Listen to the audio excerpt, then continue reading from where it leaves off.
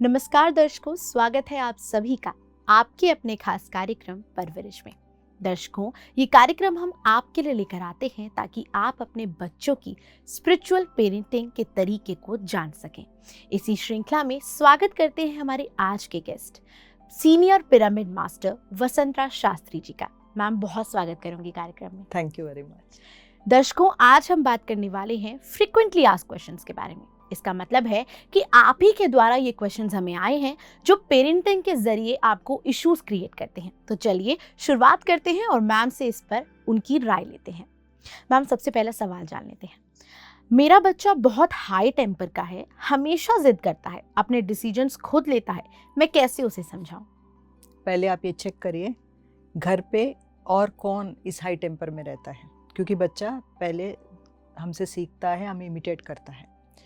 तो घर पे कौन है जो ऐसा हाई टेम्पर में करता है। और एक बात है, बच्चे का जो इंडिपेंडेंट डिसीजन लेने का, ये बहुत अच्छी बात है। हर माने वो बच्चा इंडिपेंडेंट रहना चाहता है, हर एक के अंदर वो होता है, तो एक्सप्रेस कर रहा है, बहुत अच्छी बात है।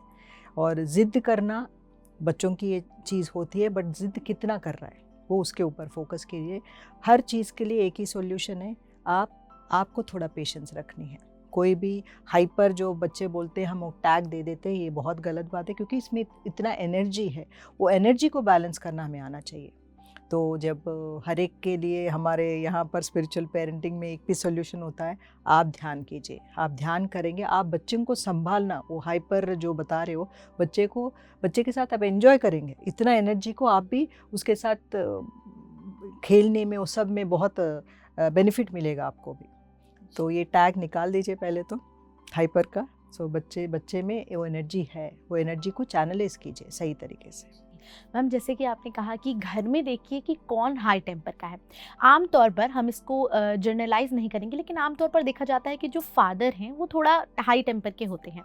तो इस सिचुएशन में मदर क्या कर सकती हैं? किस तरह से वो फादर को भी समझाएं और बच्चे को भी? नेचर नहीं बदलता जनरली, बट ये कर सकती है कि ये समझ लिया फादर का गुस्सा है या जल्दी अपना आउट ऑफ कंट्रोल हो जाते हैं, तब मदर एक बैलेंस रोल कर सकती है। ये अपना रोल करते हुए, ये ऐसा फादर गुस्सा है, उनका नेचर वो है करके तुम ये फॉलो नहीं करना करके, वो अपना नेचर जो है उसको बच्चे के ऊपर डाल सकती है, वो दिखा सकती है। जी मैम, अगला सवाल जान लेते हैं। पेरेंट्स का कितना इन्वॉल्वमेंट होना चाहिए बच्चों के फ्रेंड्स को चूज करने में? जैसे अगर हमारे लिए कोई हमारा फ्रेंड्स चूज़ करें, कैसा लगता है ना, बहुत ही हम एक्सेप्ट नहीं करेंगे चीज़ को। उसी तरह बच्चों के लिए हम कौन है चूज़ करने वाले? हाँ, हम फ्रेंड्स से मिला सकते हैं, ऐसा है, हमारे फैमिली फ्रेंड्स है, इनसे मिला सकते हैं, बट हम चूज़ नहीं कर सकते, वो एक्सेप्ट नहीं करेंगे बच्चे। बट वही है कि अगर वो बच्चों का फ्रेंड्स है, हम देखें उनको कैसा है, मैंने कैसे हैबिट्स है उनके, हम देख सकते हैं। But only thing is that हम उनको उनके लाइफ में ऐसा इंटरफेयर नहीं कर सकते, इससे फ्रेंडशिप करो, उससे फ्रेंडशिप करो। तो बच्चे अपने आप ही सीख जाएगा। उनको सही फ्रेंडशिप, वो बंदा सही नहीं है, वो फ्रेंड, वो छोड़ देंगे उनको। जी, ऐसा नहीं पकड़ के बैठेंगे। जी मैम, जैसे आपने कहा कि बच्चों के फ्रेंड्स चूज करना ये बच्चों को पसंद नहीं आता, लेकिन पेरेंट्स होने के नाते ऐसा करते हैं कि अगर मेरा बच्चा है, कोई गलत फ्रेंड ना चूज कर ले, तो उसी सिचुएशन में क्या किया जाए? Trust is the main thing madam. Trust करना बहुत बहुत इम्पॉर्टेंट है। आपने जो परवरिश दिया, आपके जो घर के संस्कार है, उसी तरह का बच्चा चूज़ करेगा। बाई चांस चूज़ नहीं किया, गलत फ्रेंडशिप भी आया, उसके लिए लर्निंग है, वो लर्निंग की भी छोड़ना, क्योंकि धरती पर आए हैं हम सीखने के लिए। वो पाठ से बहुत अच्छा सीखेगा बच्चा, अगर गलत संगत भी हुआ उसका, बट डेफिनेटली जो सीखना है सीख के उससे आगे बढ़ेगा, उससे निकल के आ जाएगा। सो ट्रस्ट बहुत बड़ा इश्यू है पूरा धरती पर। अगर देखा जाए तो हर एक के बीच में ये ट्रस्ट इश्यूज ही है। ट्रस्ट नहीं करते, इसीलिए चैलेंजेस आते हैं। बिल्कुल, तो अपने बच्चों पर ट्रस्ट कीजिए और आपके बच्चे अपने फ्रेंड्स को अपनी लाइफ में खुद डिसीजन लेने की क्षमता रखते हैं। मैम, अगला सवाल जान लेते हैं। मेरी बेटी हमेशा खुद को अपने सिबलिंग से कंपेयर करती है, हमेशा मुझे कहती है कि मैं उसकी बहन से ज़्यादा क्लोज हूँ या उसे ही समझती हूँ। मैं उसे कैसे समझाऊं कि मेरे दोनों बच्चे मेरे लिए इक्वल हैं?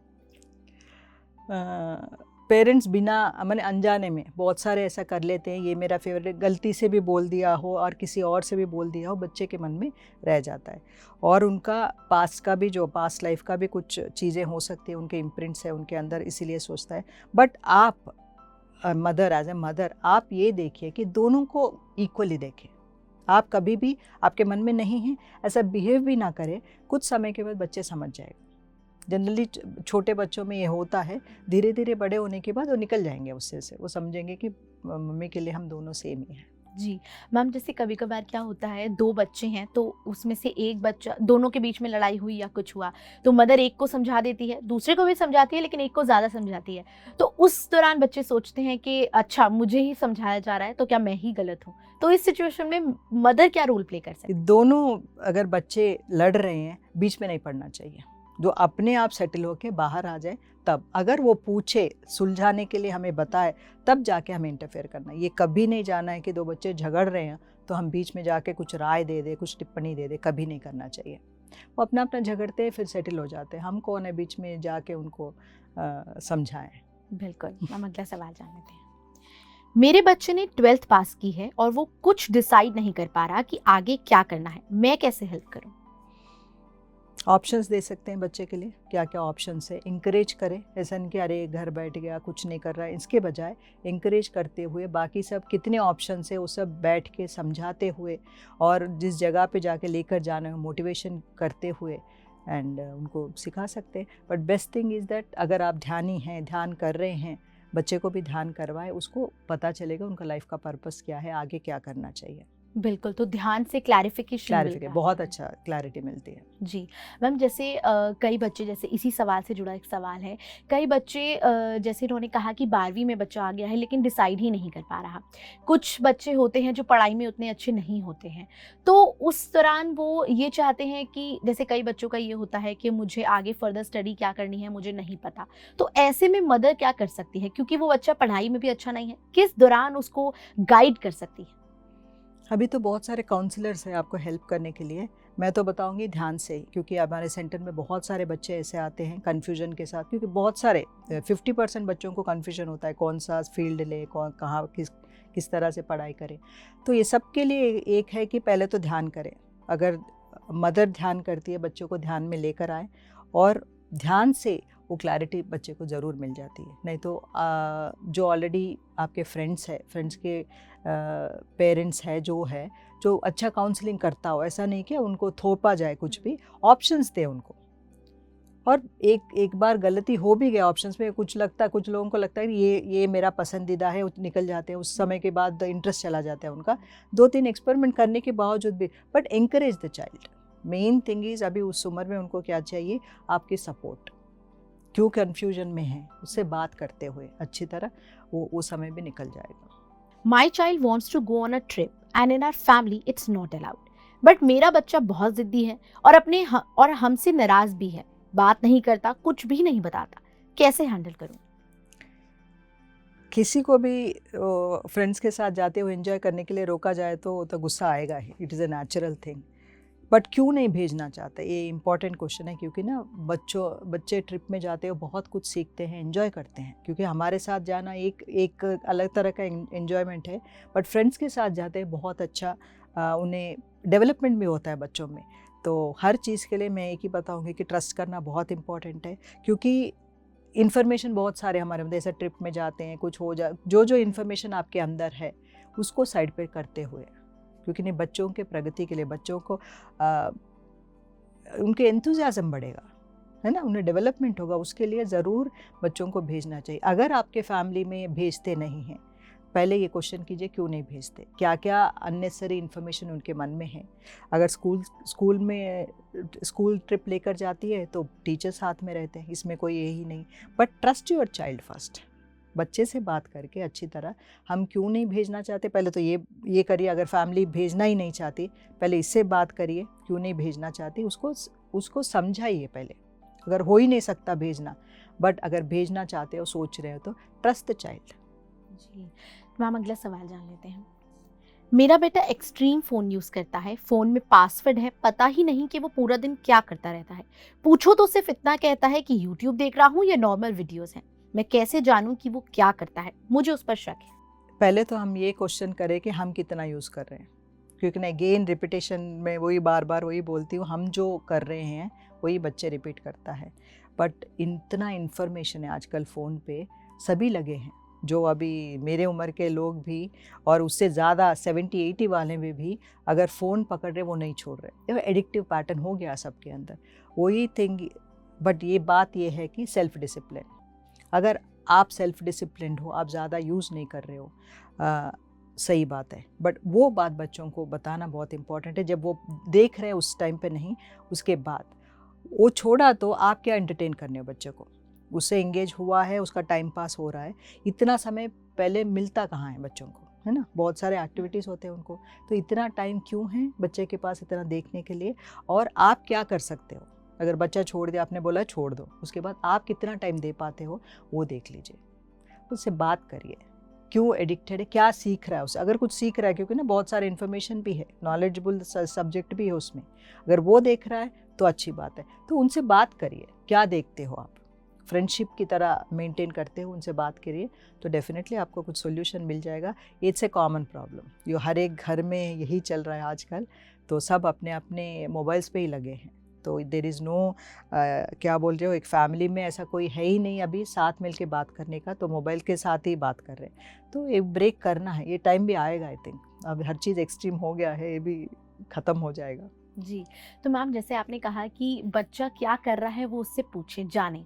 तो कई पेरेंट्स क्या करते हैं कि बच्चों से बातचीत, दोस्ती करने की कोशिश करते हैं, लेकिन उन्हें ये भी डर रहता है कि अगर दोस्ती कर ली तो वो पेरेंटिंग का जो मेरा रोल है कहीं वो ओवरलैप ना हो जाए।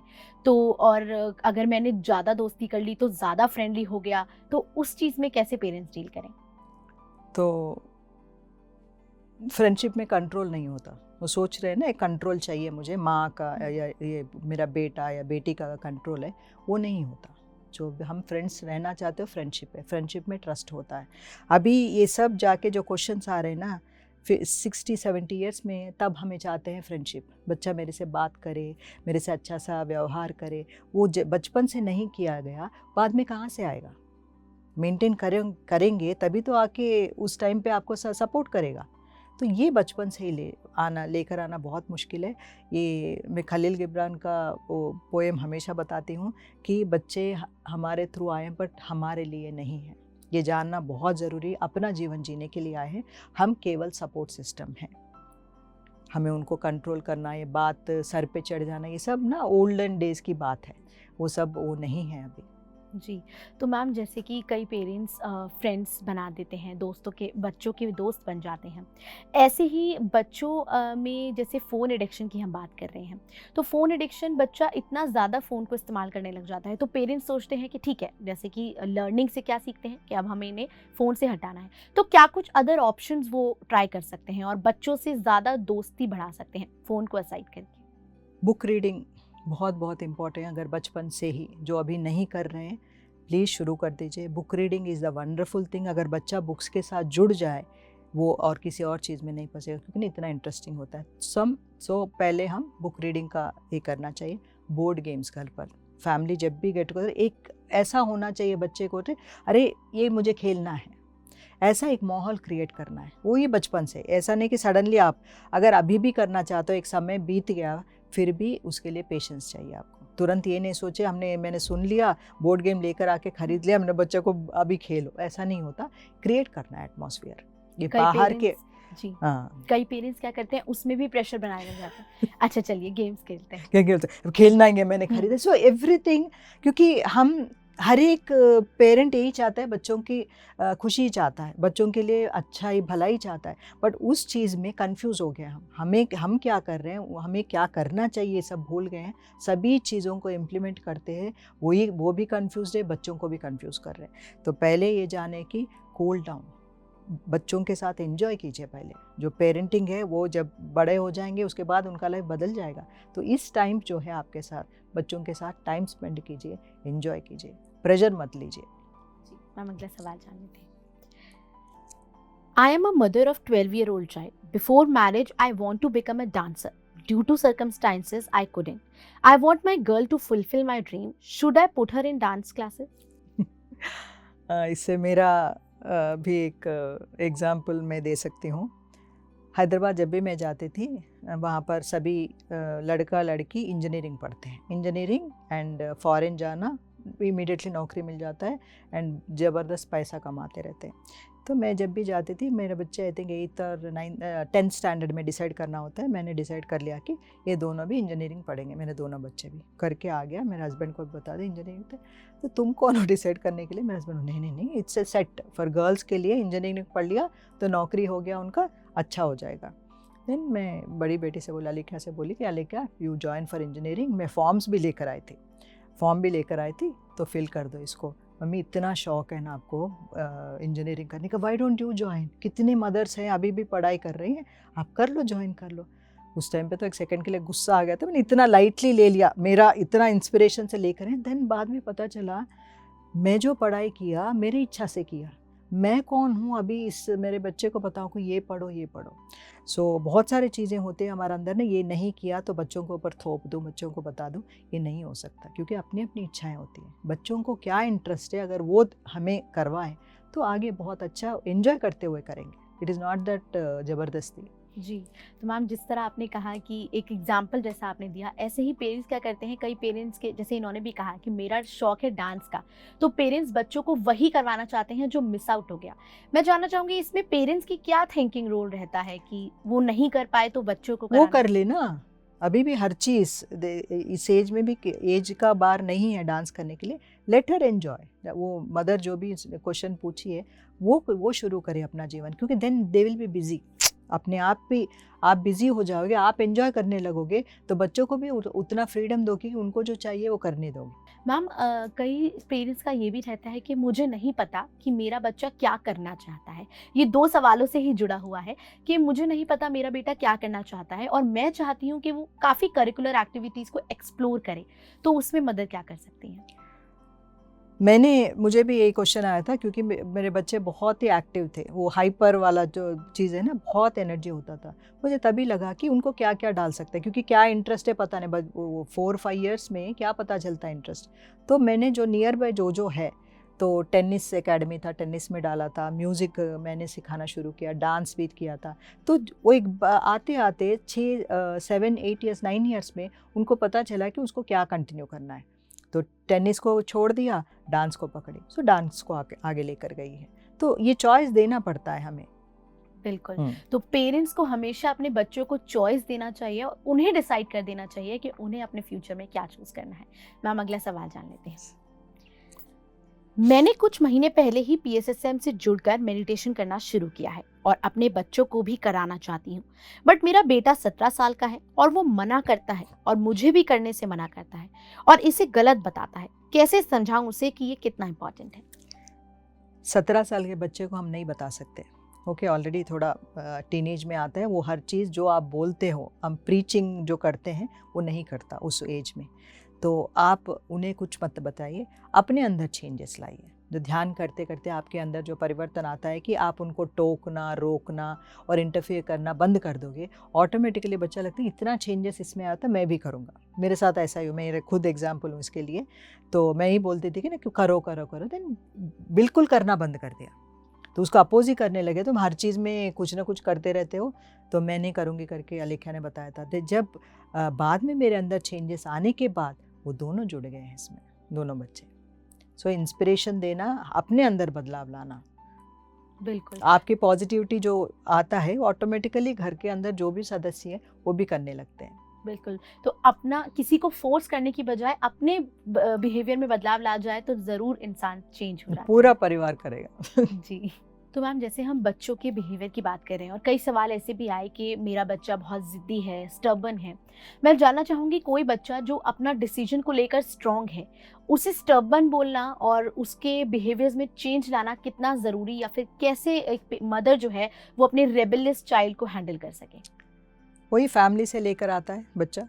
वो ज़िद्दी है तो इतना ज़िद्दी कैसे बना वो, पहले तो हर बार हम टोक टोक टोक के ना एक अंदर से वो गुस्सा निकल के वो ज़िद्दी बन जाता है। वो बोलता है ज़िद्द से ही मुझे जो चाहिए वो मिलता है। वो एक पैटर्न बन गया बच्चों के अंदर।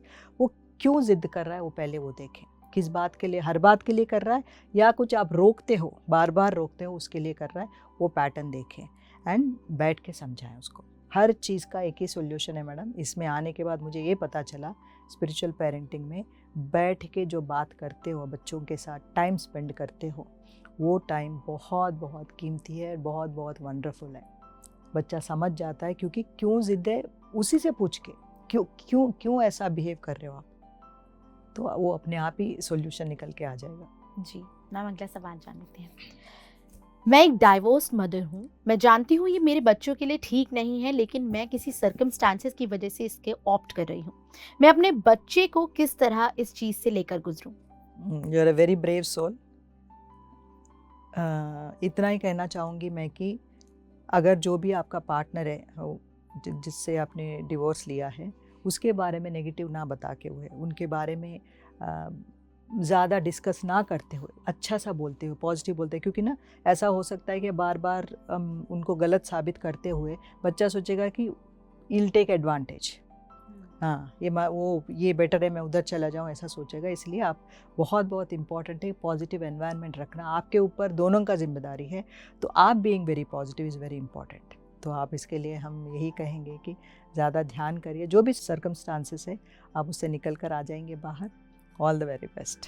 तो मैम, जैसे कि आपने बताया कि पेरेंट्स जो हैं, जो कि एक डाइवोर्स की तरफ ऑप्ट कर रहे हैं और बच्चे पे गलत प्रभाव पड़ता है, मैं जानना चाहूँगी कि क्या पेरेंट को, जैसे को पेरेंटिंग का भी आजकल हो गया है, जब डिवोर्स लेते हैं तो वो बच्चे के लिए कितना सही है? क्योंकि जहाँ तक देखा जाए तो इसमें ये देखा जाता है कि बच्चा जो है वो एक हफ्ते एक पेरेंट्स के साथ रह रहा है, एक हफ्ते एक पेरेंट के साथ रह रहा है।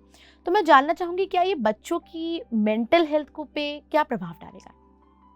डेफिनेटली आप क्या फीड दे रहे हो बच्चों को इज़ वेरी इंपॉर्टेंट। अभी ऐसा केस भी आया हुआ है हमारे पास, मदर डिवोर्स ले चुकी है, दोनों लड़के हैं उनके साथ, मैडम के साथ। तो हर बार जो पेरेंट के फादर के पास जाता था, बच्चे बहुत ही अलग से बिहेव करते थे। मदर के पास जब वापस आते थे, बिल्कुल बात नहीं करना, एब्यूजिव लैंग्वेज करना, ये सब करते थे। तो बहुत परेशान हो गए थे मैडम। तो बट उनका जो पेशेंस है, पेशेंस और उनके प्यार से बच्चों ने अभी ये कर दिया कि हम पापा के पास नहीं जाएंगे, आप ही के पास रहेंगे। तो समय लगा उनको देने के लिए, बट जब आप प्योरिटी के साथ, आप नेगेटिव की बात है, क्योंकि ना ये सब चीज़ें होती है, आपके अंदर नेगेटिविटी है, वही बाहर आता है। तो आप जितना पॉजिटिव रहेंगे, हर चीज़ के लिए एक ही एक सॉल्यूशन है मैडम। स्पिरिचुअलिटी में आने के बाद हमने सीखा बीइंग पॉजिटिव, हैविंग पेशेंस, ये दो चीज़ें आपको बहुत आगे लेकर जाएगी।